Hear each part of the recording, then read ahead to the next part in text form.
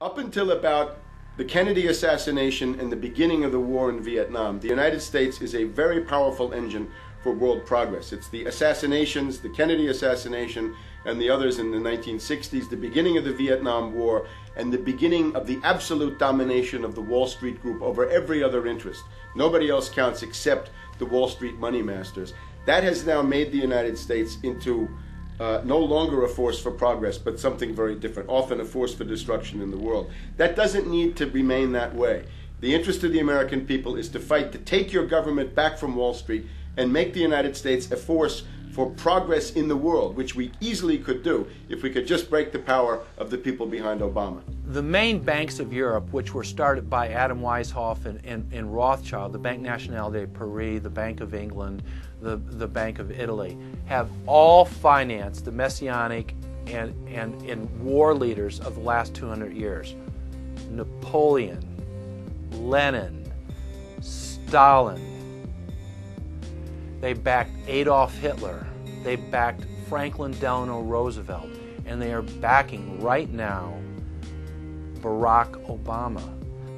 The banking cartel had established a beachhead in 1913 through the Federal Reserve Act. In 1947, they set up a parallel shadow government through the National Security Act.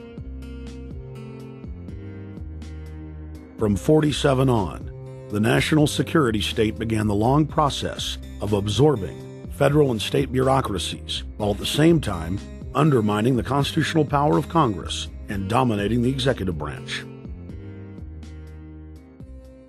By controlling the issuance of currency and credit, the private Federal Reserve was able to buy up most of the Fortune 500. And if a company wouldn't sell, the bankers would unleash federal regulators to run them out of business. Private central banks in Europe, the United States, and England took taxpayer money and loaned it at over 30% interest to third world nations. The bankers would then bribe the leaders of those countries not to pay back the loans. Their third world puppets would sign agreements stating that when the country defaulted, the banks would be given all the natural resources and infrastructure of the once sovereign lands. But worst of all, the countries would pledge future taxes paid by the people in perpetuity as profit to the private banks.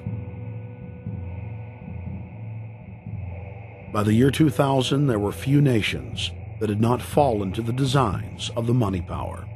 The globalists were now ready to start their final phase of world government takeover, the destruction of the Western nations' economies. To carry out their final takeover, they first removed banking regulations like the Glass-Steagall Act in the late 1990s.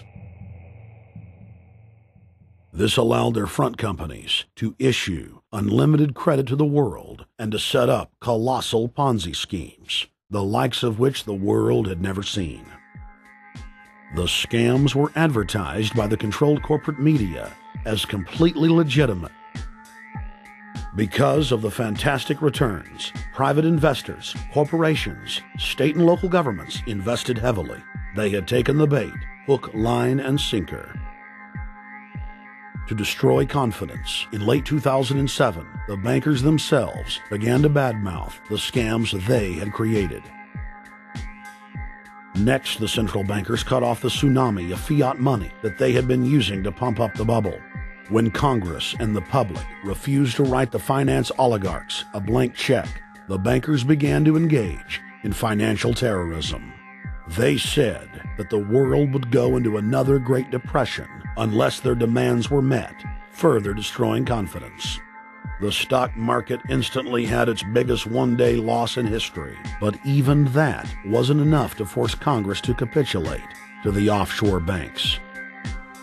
Senator Inhofe of Oklahoma and Congressman Brad Sherman of California, amongst others, told the world that the entire Congress had been threatened with martial law by the White House and the Treasury Department if they didn't pass the so-called banker bailout bill.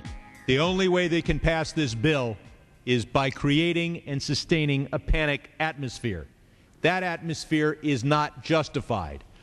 Many of us were told in private conversations that if we voted against this bill on Monday, that the sky would fall, the market would drop 2,000 or 3,000 points the first day, another couple thousand the second day, and a few members were even told that there would be martial law in America if we voted no. That's what I call fear-mongering. Unjustified. The final version of the bill was kept secret from the Congress until minutes before the vote on October 3, 2008. The Federal Reserve had promised total transparency, that every dime would be accounted for. To Democrats and Republicans who've opposed this plan, I say, step up to the plate.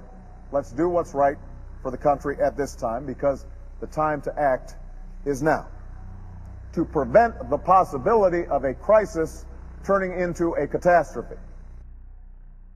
After its passage, the public learned with horror that the bill was really a financial coup d'etat by Wall Street. The bill didn't just give $700 billion to the banks. It was a blank check.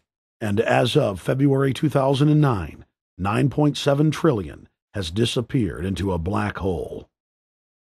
Within 24 hours of its passage, Secretary of Treasury Henry Paulson said they were no longer going to use the money to unfreeze the mortgage market by buying bad debt.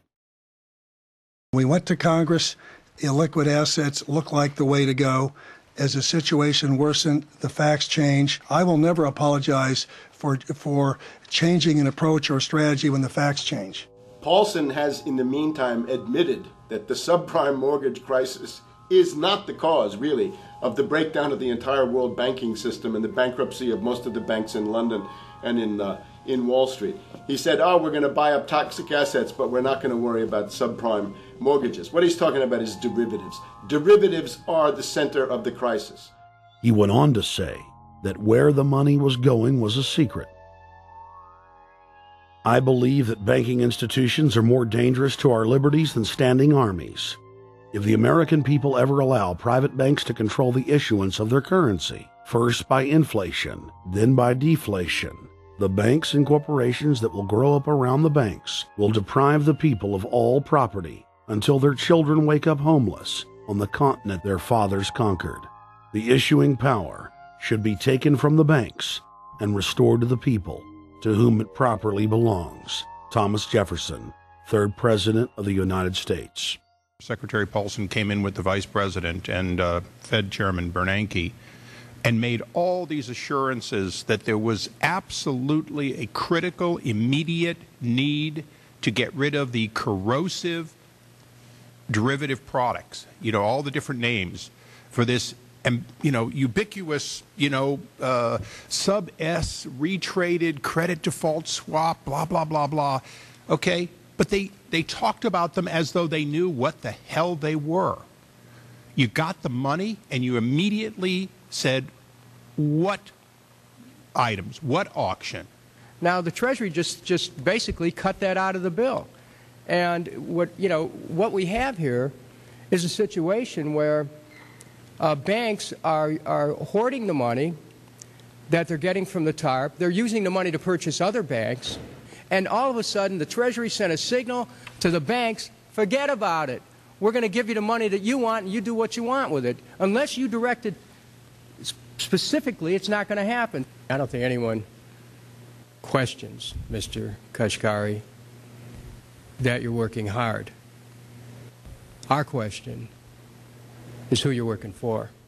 Throughout its passage, President Bush and Senator Obama worked in tandem to get Congress to pass the bill without even having time to read it, despite the fact that in major polls, 98% of the American people were against the bill. The leadership in both parties were for it. And I really want to commend Barack Obama, because as we were involved in the this and that and different provisions of the bill to persuade people, he really gave them confidence that this was the right decision for the American people, even though it wasn't, in our view, a great bill for them to vote on. I want to take a particular moment to also thank the individual who's not here, and that is Barack Obama, who made numerous calls not only to all of us, but to members of our caucus and helped us gather the votes on the Democratic side to pass this legislation.